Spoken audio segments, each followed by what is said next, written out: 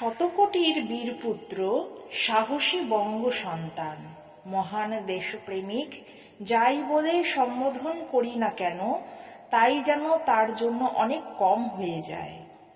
তার কার্যকলাপে ভারতবর্ষে ব্রিটিশের শক্ত ভিত নড়ে উঠেছিল।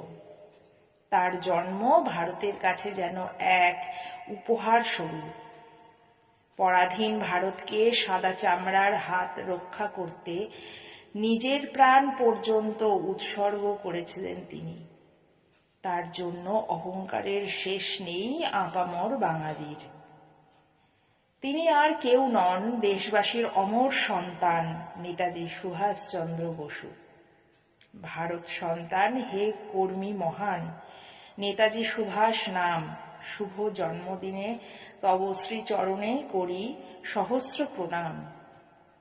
তুমি বলেছিলে সংগ্রাম করিলে ভারত স্বাধীন হবে, মোরে রক্ত দাও স্বাধীনতা নাও, হাতিয়ার ধরো সবে। তুমি বলেছিলে মোরে রক্ত দিলে আমি দেব স্বাধীনতা, ব্রিটিশ তাড়াতে অস্ত্র ধরো হাতে ঘুচিবে পরাধীনতা।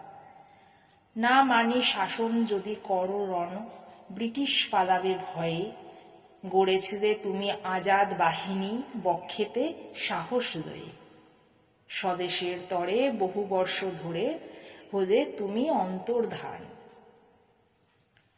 128তম জয়ন্তী জানাই প্রণতি দহ সশ্রদ্ধ প্রণাম।